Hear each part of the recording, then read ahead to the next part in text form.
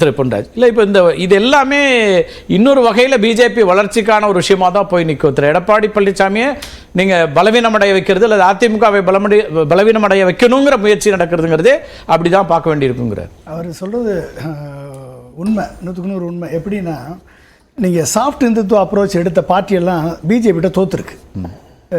Kejriwal soft Hindutva approach எடுத்தார், டெல்லியில் out, wash out. Patnaik soft Hindutva approach எடுத்தார், நவீன் பட்நாயக் வாஷ் அவுட்.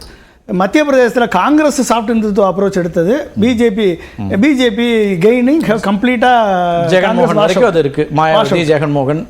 அப்போ ஒரு பிஜேபி என்ற ஹிந்துத்துவ ஐடியாலஜியோட வரக்கூடிய கட்சிக்கு நீங்களும் சாஃப்ட் இந்துத்துவ அப்ரோச் பிஜேபிக்கு தாஜா பண்ணக்கூடிய அளவில் நீங்கள் திராவிட சிந்தனையை மறந்துட்டு திராவிட சித்தாந்தத்தை கைவிட்டு விட்டு நீங்கள் வந்து பிஜேபி பின்னால் போனீங்கன்னா ஏடிஎம்கே ஒழிப்பது என்பது பிஜேபியினுடைய கனவு.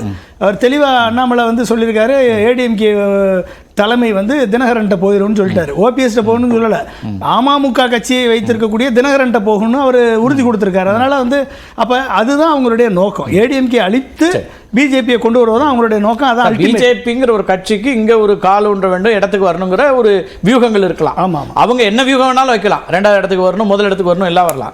ஆனால் அந்த வியூகத்துக்கு உடன்படக்கூடிய இடத்தில் சசிகலா அவர்களோ ஓபிஎஸ்ஓ திரு டிடிவி தினகரனோ அல்லது புகழேந்தி உள்ளிட்ட ஒருங்கிணைப்பு குரல் கொடுக்குறவங்க எல்லாம் அப்படிதான் போக வேண்டி இருக்குதா அப்படிங்கிற ஒரு கேள்வி. புகழேந்தி அதுக்கு ஈடுபட்டாருன்னா அவரும் சேர்ந்து போயிருப்பாரு. அதில் அவர் இப்போ போகல, அவர் ஏன் ஒருங்கிணைப்பாக வரணும்னு வர்றாரு, வெளியே வர்றாரு. சரி, அவரை விட்டுட்டு நீங்கள் இந்த 3 பேர் சொல்லுங்க. இந்த 3 பேருமே வந்து சசிகலா அவர்களை பற்றி எனக்கு தெரியல, ஏன்னா அவங்க இப்போ தான் வெளியே வர்றாங்க, ஒருங்கிணைக்கணும்னு வர்றாங்க, என் தலைமையை ஏற்றுக்கிட்டு வாங்கன்றாங்க. எத்தனை பேர் ஏற்றுக்குவாங்கன்னு தெரியல.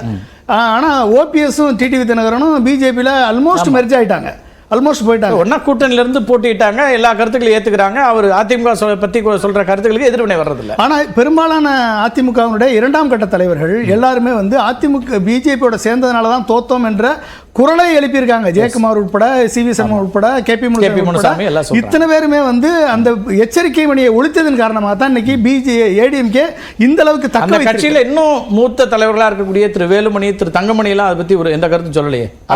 அவர்கள் இப்பதான் பேசவே ஆரம்பிச்சிருக்காங்க, இதனால வரைக்கும் பேசவே இல்லை. பேசலாம், நீங்க வேற ஒன்றும் இல்லை. இப்போதைக்கு எடுத்துக்கோங்க, இப்போதைக்கு எடப்பாடியுடைய ஸ்ட்ரென்த் என்ன? எடப்பாடியுடைய ஸ்ட்ரென்த் இந்த தேர்தலில் பணம் செலவழிக்கல, ஒன்று. 2வது, அனைத்து ஜாதியை சேர்ந்த பல்வேறு புதுமுகங்களுக்கு இடம் கொடுத்து ஒரு வாய்ப்பை கிரியேட் பண்ணி அவர்கள் யாருன்னே தெரியாத அளவுக்கு ஆளை நிறுத்தி ஓபிஎஸும் எல்லாரும் கூட இருந்த வாக்கை விட 1% கூடுதலான வாக்குகளை பெற்றிருக்கிறார். இது வந்து இபிஎஸ் வந்து கன்சால்டேட் பண்ண கட்சி. இப்ப கன்சால்டேட் பண்ணி அதிமுகவை அதிமுக தான் நான் தான் என்று நிரூபித்திருக்கிறார். அந்த வகையில் அதிமுக வச்சிட்டாரு. ஆனா இது போதுமா? இது வந்து வெற்றிக்கு போதுமா? ஜெயலலிதா அதான் சார் நீங்க சொல்ற மாதிரி அவர் ஒவ்வொரு ஸ்டெப்பா எடுத்து வைக்கிறார் சார். முதல்ல கட்சியை காப்பாற்ற வேண்டியிருந்துச்சு, ஒற்றை தலைமையை நிரூபிக்க வேண்டியிருந்துச்சு, அதுக்கப்புறம் தேர்தல்கள் எதிர்கொள்ள வேண்டியிருக்கு. ஒவ்வொரு கட்டமாக தான் பிஜேபியை விட்டுட்டு வெளியில வரணும்னா நீங்க எல்லாரும் சொன்னாங்க அவ்வளவுதான் முடிஞ்சிடும், அதெல்லாம் முடியவே முடியாது, அவங்களால செய்யவே முடியாது. ஆனா அதுக்கான நேரம் வரும்போது கரெக்டா அதை விட்டுட்டு வெளியில வந்துட்டு எதிர்ப்பு அப்படின்னு ஒரு இடத்துக்கு வரும். இப்ப 26க்கான வியூகங்கள்ல ஒண்ணு, பாமகவையும் நாங்க பகைக்க விரும்பல, எல்லாரையும் நட்பு சக்தியா வைக்கணும்ன்ற ஒரு இடத்துக்கு வர்றாங்கன்னா இதுவும் அப்படி ஒரு வியூகமா எடுக்கிறாருன்னு தான் அதை பார்க்க வேண்டியிருக்கும். அப்ப நீங்க வந்து பிஜேபி அலையன்ஸ்ல இருக்கு. இப்ப பிஜேபிக்கு பயப்படுறீங்களா? பயப்பட்டு தான் வெளியே வாபஸ் வாங்கிட்டு போயிருக்கீங்களா? நீங்க வேணாம் விக்கிரவாண்டி தேர்தல் இருந்து விலகி போயிருக்கீங்களா? அப்போ நீங்கள் எதை மக்கள் மத்தியில் சொல்ல விரும்புகிறீங்க? அப்போ நீங்கள் இப்படி வந்து அந்த சாஃப்ட் அப்ரோச் நீங்கள் எடுக்கிறப்ப மக்கள் உங்களுக்கு எப்படி வாக்களிப்பாங்க? நீங்கள் வாங்கின 65,000 ஓட்டை நீங்கள் எப்படி தக்க வைப்பீங்க? அப்போ நீங்கள் எப்படி வந்து 2026க்கான விதையை அதை பார்க்க முடியும்? அப்போ என்ன பிரச்சனை அப்படின்னா, 1,75,00,000 வாக்கு ஜெயலலிதா இருக்கப்போ வாங்கினது பாராளுமன்ற தேர்தலில் இன்னைக்கு 88 லட்சமாக குறைஞ்சிருக்கு. அப்போ 87 லட்சம் வாக்காளர்கள் உங்களை விட்டு போயிருக்காங்க. எங்கே போயிருக்காங்க? இந்த 88 லட்சம் வாக்காளர்கள் போனது ஒரு மிகப்பெரிய ஒரு டேஞ்சர். அப்ப அதுல 30 கூட விட்டுருங்க, 1,20,00,000 வாக்குகள் வாங்கலைன்னா நீங்க எப்படி வந்து 2026ல ஆட்சியை பிடிக்க முடியும்?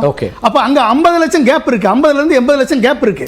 அப்ப இந்த கேப்பை நீங்க ஃபில் அப் பண்ணலைன்னா 2026 நீங்க எப்படி பண்ணுவீங்க? 2026 இப்படியே இருக்க போதா? இல்ல இன்னொரு நியூ சிச்சுவேஷன் எமர்ஜ் ஆகுது. திரு விஜய் உள்ள வராரு, நிறைய மாற்றம் வருது. அப்ப விஜய் உள்ள வரும் பொழுது இன்னைக்கு ஓட்டர் ஐடியை வச்சு ரிஜிஸ்டர் பண்ண ரிஜிஸ்டர் 40 லட்சம் பேர் சொல்றாங்க. அவங்க சீமானும் விஜயும் சேர்ந்தா கிட்டத்தட்ட 80 லட்சம் ஓட்டு. 10% வாக்குகளை, பொதுமக்கள் வாக்குகளை விஜய் வாங்கினாலே 1,20,00,000 வந்துரும். அப்ப 1,20,00,000 வந்துட்டா திமுகவுக்கு அடுத்து விஜய் கட்சி வந்துருமே. நீங்க 3வது இடத்துக்கு போவீங்களா, 4வது இடத்துக்கு போவீங்களா? அப்ப உங்களுக்கு இந்த நேரத்துல பார்ட்டி கன்சாலிடேஷன் எவ்வளவு முக்கியமோ, பார்ட்டி பெரிய கட்டமைப்பு இருக்கிற ஒரு கட்சியை சட்டுன்னு ஒண்ணுமே இல்லாம அப்படி 3வது இடத்துக்கு போயிடும் எப்படி சொல்ல முடியும்? இந்த போயிருச்சு இருக்குல்ல, வாக்குகளை வச்சிருக்காங்களே, இவ்வளவு கட்டமைப்பு இருக்கு, வெற்றி பெற்று இருக்காங்க. அதனால என்ன பிரச்சனை? நீங்க அதனால என்ன சாதிப்பீங்க? உங்க கிட்ட இருக்கிறவங்களுக்கு அடுத்து 10 வருடங்களுக்கு அமைச்சரவை பொறுப்பு இல்லைன்னா இவங்க இருந்து மத்த கட்சிகளுக்கு போக மாட்டாங்கன்னு என்ன நிச்சயம்? Okay okay. அப்ப நீங்க ஆட்சி கட்டளை ஏத்தல. முக்கியமான பதில் நான் ரைட்